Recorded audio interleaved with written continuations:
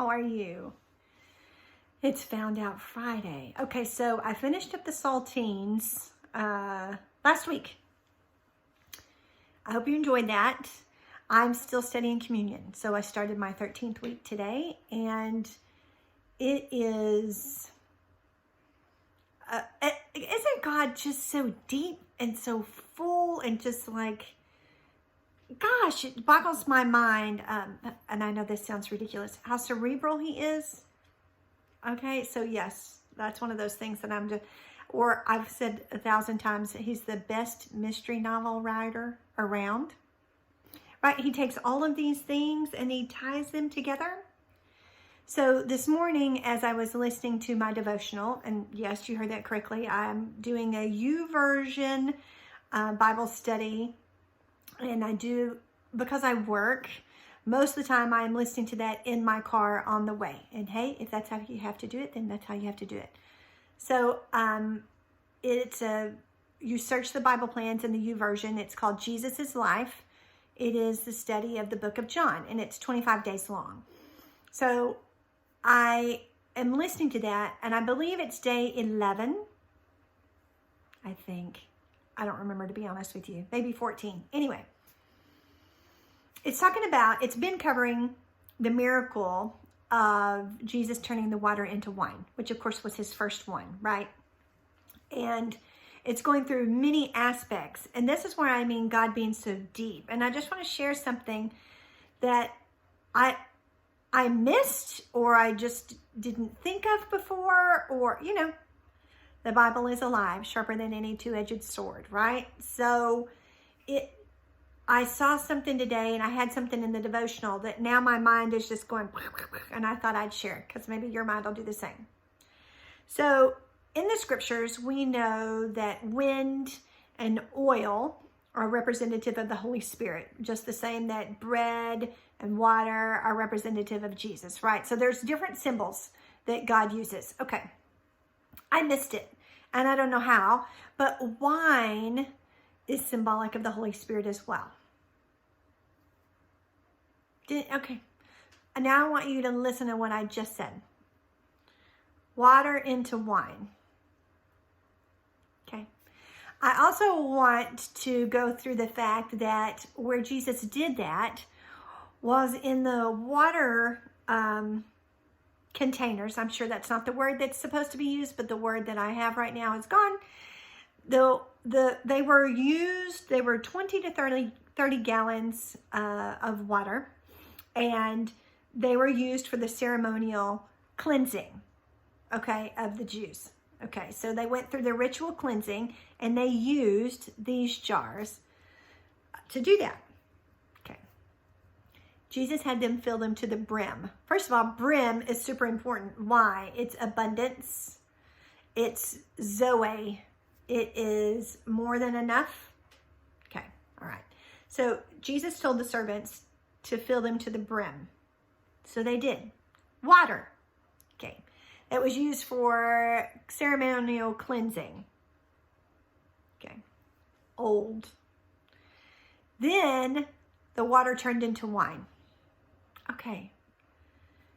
This is representative of things that are to come. A new covenant. Because why? Because wine is also blood, right? Yes. I mean, what have I been studying? Communion. So wine is also blood.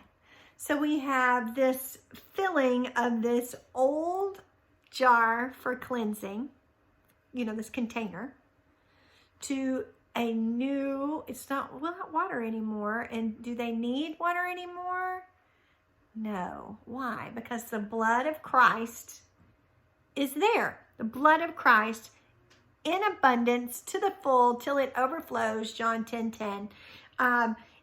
We're talking about that Zoe life. This is a new sign of a new covenant.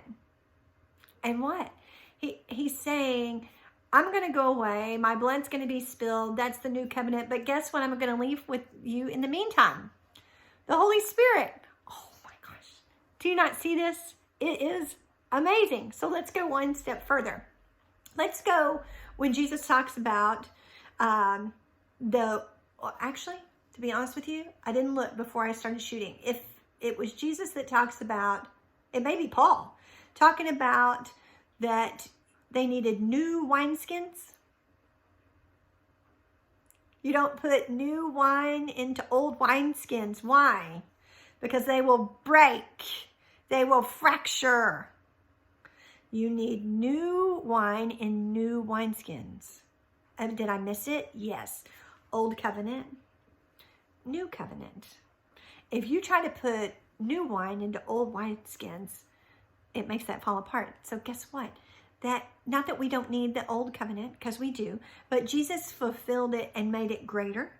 So new wineskin, new covenant, Jesus fills that and then it expands. Again, Holy Spirit, let's go one more step. And I could probably think of 1,000, well, at least. Let's go back to communion. You have blood and wine, but also Holy Spirit. When did he say do this? Do this until I return. Holy Spirit with us. What's going to happen is that we're going to do what? Holy Spirit is in us, and so it's a deposit. He's coming back to get us, right? He put us on layaway, so to speak. It's a deposit, and then he's going to come back.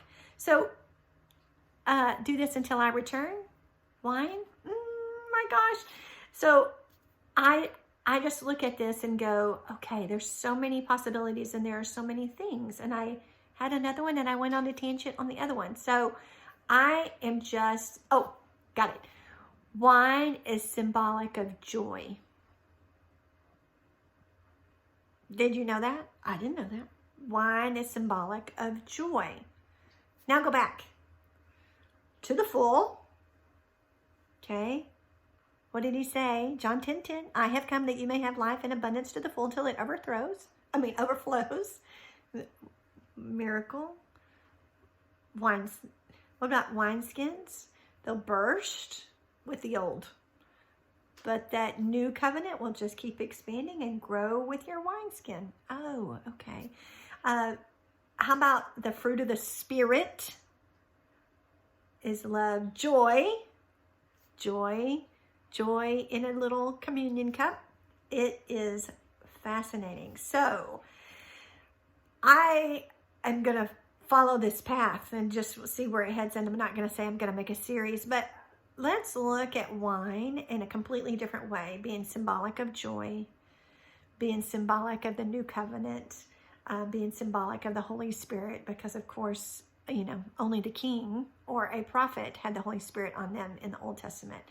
And so I find it utterly fascinating. I hope you enjoy that. If you have any way that you know that applies, that would be great to just for you guys to leave me a message and let me know so I can revel in your newfound revelation just as I hope that you're reveling in mine this morning. Blessings.